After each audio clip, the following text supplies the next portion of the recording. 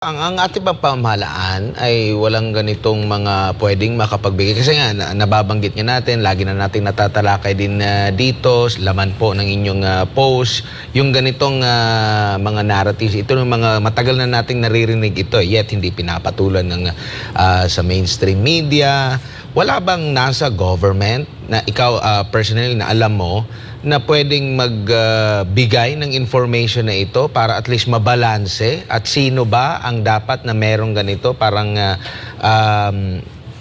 sino ba ang magbibigay nito sa ating Defense Department, sa ating Pangulo? Wala bang ganito para mabalanse lahat ng kanyang paggagawa ng foreign policy? Well, tinanggal lang nga na nila lahat, diba, ng mga taong pwede sana magkaroon ng pagbabalanse sa kanilang napaka-war freak na dahilan at napaka-unsophisticated na diplomatic moves, hindi ba? Tinatanggalan nila, akala nila sila na mga magagaling.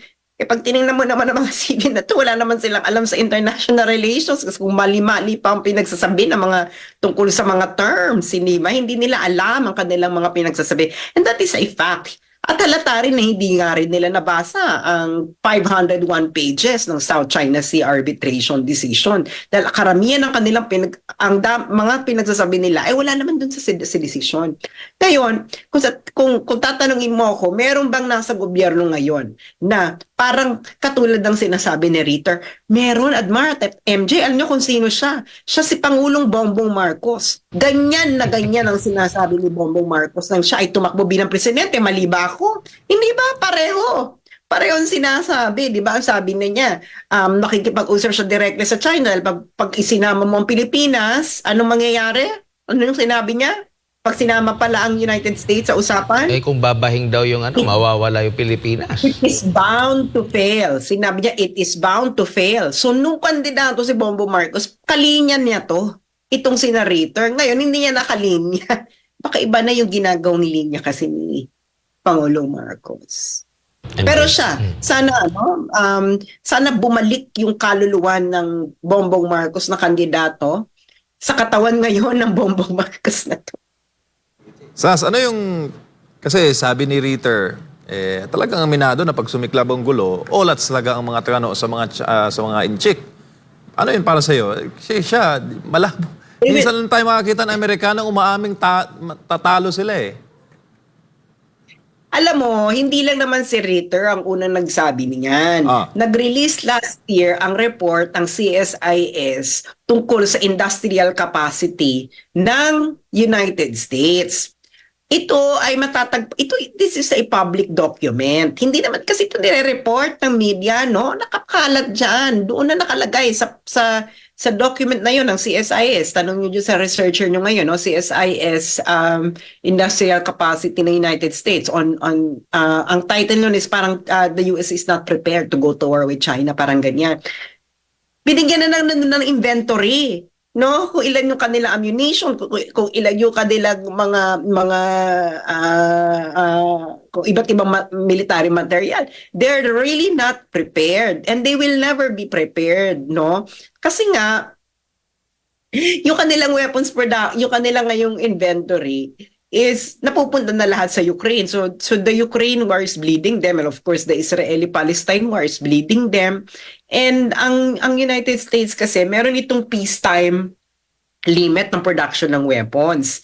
Ngayon, kailangan nilang gawin para makapag-produce sila ng mga bagong weapons, yung mga luma nila, kailangan nila ipagbili ito sa iba para ma-replenish yung stocks.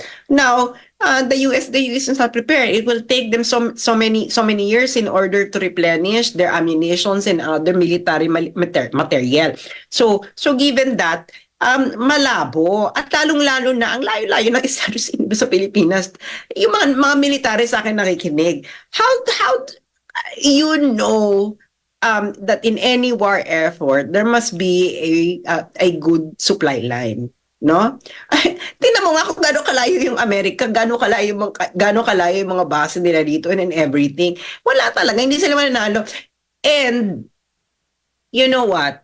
Ang United States, hindi na sila ngayon nagpapadala ng mga tao para ng mga tao nila para mategi or mamatay para sa laban ng ibang bansa. Halimbawa, dito sa laban ng Ukraine at Russia, ilan ba siya ng Amerikano? Hindi ba? Di ba sabi nila, kailangan, importante ang Ukraine sa demokrasya. Ilan ng Amerikanong lumalaban dyan ngayon sa Ukraine? Ilan sa 500,000 casualties na yun ng Amerikano? Dito rin sa Israel and Palestine, it's the same thing. In the Philippines, it is the same thing. It will always be the same thing kasi ang bansang Amerika, alam mo, meron na tong trauma sa conscription o yung pagpapadala ng mga tao nila. It was their lesson from the Vietnam War. No? And now, this year, ilan ng kanilang mga nag-fail na military operations, di ba? Or war. Itong Afghanistan, can you imagine? Napataob nila ang Taliban ng 2000, I believe 2004, 2003. And then pagkatapos nilang gumastos ng about several trillions, okay, in 12 years, nakabalik yung Taliban. So itong mga Amerikano, hindi na talaga magpapadala ng mga tao nila, no, para mamatay. Ikaw na lang. Tayo na lang ng mga nanonood ang magpapakategi para sa kanilang interest, which is happening actually in Ukraine. At kung hindi alam ito ng mga Pilipino, itong si Senator Mitt Romney, I hope that you guys know Senator Mitt Romney. Dati itong tumakbong presidente, I believe Mitt Romney ran against, kanina ba tumakbo laban si Mitt Romney? I think he ran against Obama ng second term ni Obama, no, or first term ni Obama.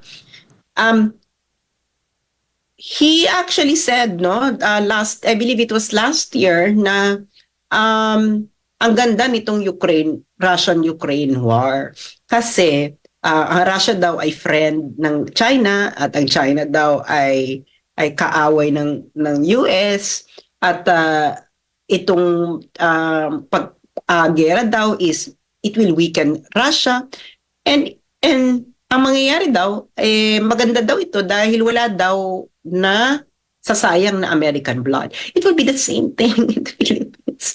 What do these Filipinos think and our soldiers in general think? Will it be different? No, it will not be different. Hindi ba? Kita mo itong mga mainstream media natin ngayon, no? Hindi nila ginagawa yung mainstream media ng Amerika, yung merong war game, 'di ba? Yung mga war game na ginagawa, yung titingnan nila kung ano mangyayari kung magkaroon sila ng gera versus isang bansa, especially yung versus China. Tapos titingnan nila kung ilan yung casualty, tapos kung ano yung magiging trajectory ng conflict. Ngayon dito sa atin walang ginagawang ganyan, no? Kung saan mapupunta itong